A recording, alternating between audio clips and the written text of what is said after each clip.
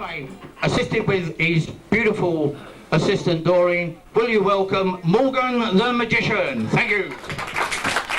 Right, they asked me to do an act tonight, and they said, would you perform on Easter Sunday? And I said, well, I'm nearly 68, I don't think I will.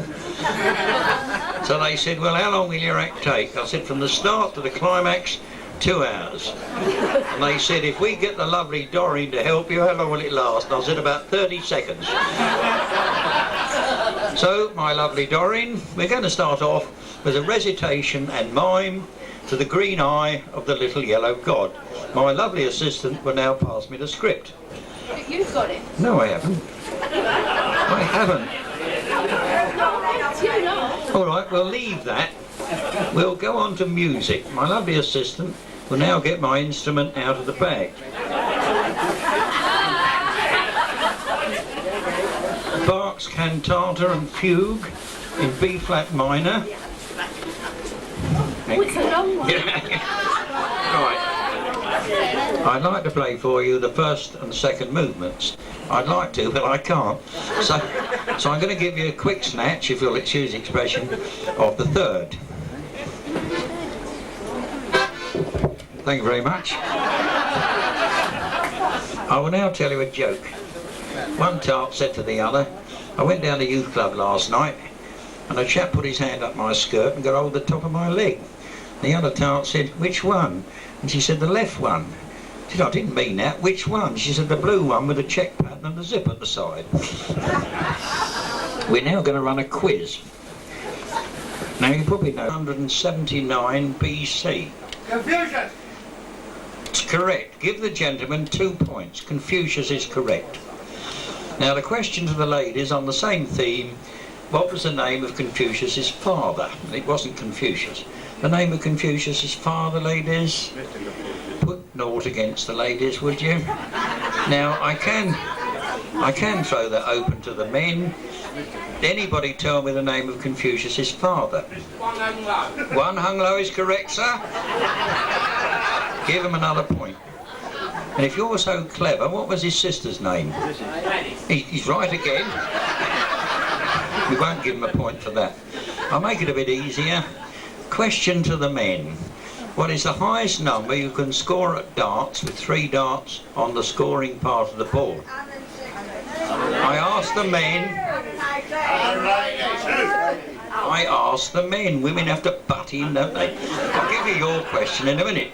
What is the highest number? Men. 180 is correct. 182. Ignore that stupid song. Put 2 down. Right, now the question to the ladies, what is the lowest score you can get with 3 scoring darts? 3 scoring darts. 3. Did you shout 3, dear? You're wrong, it's only 2. One of yours has just fallen out. I'm now going to do a card trick with telepathy. My lovely assistant is going into the bag to get 2 cards out. She's going to distribute them. I want them to go to people with loud voices so they'll hear what is said. And I'm going to turn my back on the audience while they're distributed. Cards 1 and card 2. Have we got them? Card 2, yes. And card 1. I will now turn my back.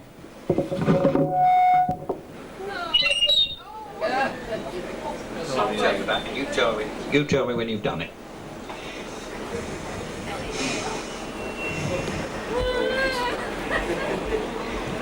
Boys.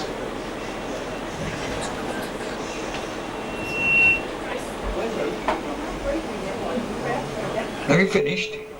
Only 2 cards. Right. Now, I want the possessor of card number 1 to stand up and read out in a loud voice what's on the card. Card number 1. Ralph is a good look. Ralph Morgan, it says. Middle-aged man. Turn face this way, would you, so the audience get the benefit? Very popular. Say it again. You work very hard and you're very popular. Right, now I know what you're thinking. You're thinking what a pompous little prick this man is. And I'm right. Now, would the possessor of card number 2 stand up and read it out in a loud voice? Right, you're going to love this. Ralph Morgan is the biggest one in the British. You're supposed to say Ralph Morgan has the biggest one in the British. And I tell you what you're thinking it isn't true, and I'm right. But it is true if Roy Kirby's not here. We're now going to win another trick with numbers. Frank Dixon just turned up. He's trying to chicken out of this. Give Frank Dixon the card. Get something. Give him the pen.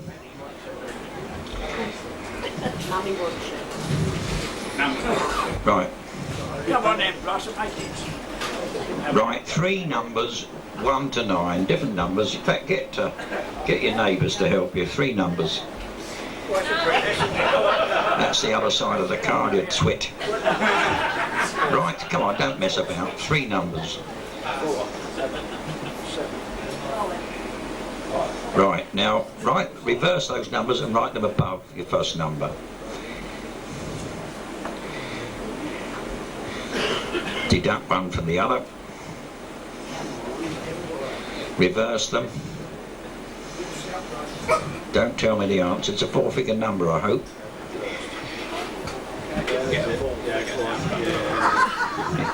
It's a 4-figure number, unless you've made a balls up of it. Yeah.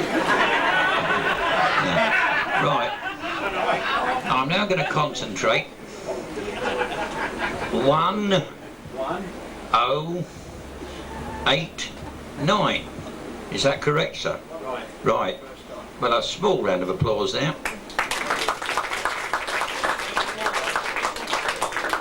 But we're only halfway through the trick, because written on a piece of paper somewhere in this Legion are the figures 1, 0, 8, 9. Now I'm going to concentrate, and I'm thinking about the top of my lovely assistant's legs. And the reason why is I'm always thinking about this top of my lovely assistant's legs. And I would like my friend Bob to come over here. He's a mathematical genius. Come and stand here, Bob. And I see a piece of paper tucked somewhere, I think on the left leg, somewhere in the left leg. Would you help him, my lovely assistant? Stand over there in the way of the video. Right. The left one. Right. Show him where it is.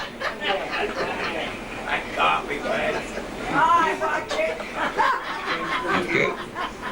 And I'm going to read it out to you. And what is on it? It says here, get off, you filthy pervert. We haven't finished, Bob. Would you ever... I'm sorry, when you stood there, you were standing in front of Doreen, so her left leg was on your right, so you've messed it up.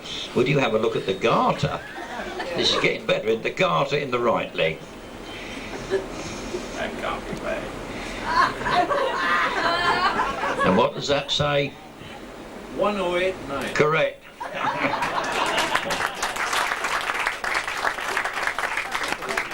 We are now going to do a trick with an unbreakable egg. And my lovely assistant, press... That's right. Take out an egg.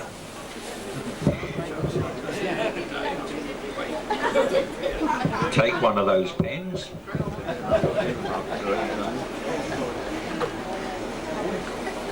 Right, take the top off. And I'll do the funnies there. And take it over to Doc Stanley's, and she will make a secret mark on it. I'll give her the gear. Now, while she's making a secret mark, lovely assistant, would you go up to the bar and get a tray, please? Flaunt yourself as you go.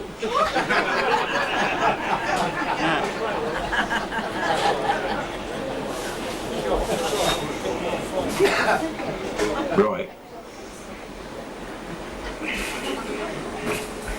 Would you now get Dot to put the egg in this plastic bag? Lay it on the table. Now in the magic bag is the magic spanner. Would you get the magic spanner out? All magic in the plastic bag. Right. Now give it a good whack.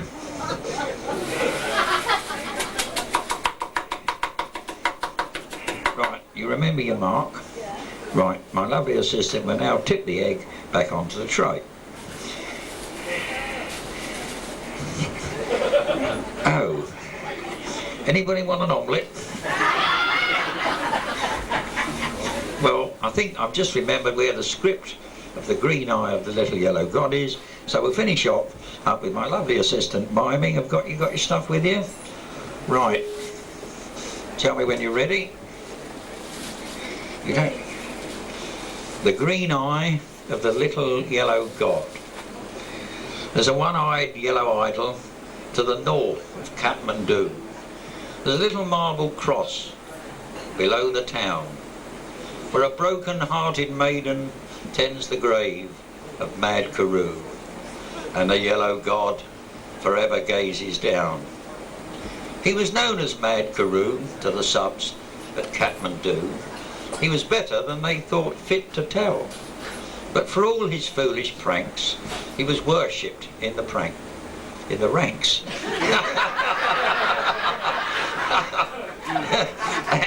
and the colonel's daughter smiled on him as well. He'd loved her all along with the passion of the strong, and the fact that she loved him was plain to all. She was nearly 21, and arrangements had begun to celebrate her birthday with a ball. Thank you. He wrote and asked what present she would like from Mad Carew.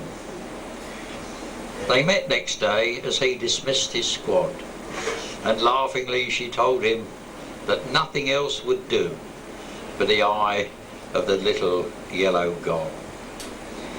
The night before the dance, Mad Carew sat in a trance. They chaffed him as they puffed at their cigars.